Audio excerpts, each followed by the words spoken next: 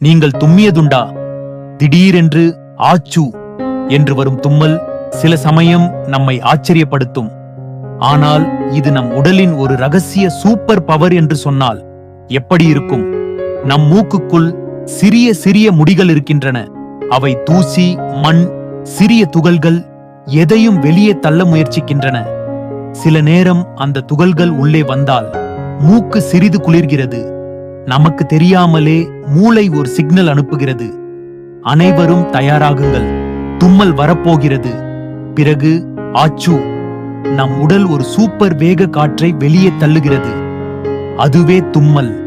அது நம் மூக்கை சுத்தமாக வைத்துக் கொடுக்கிறது.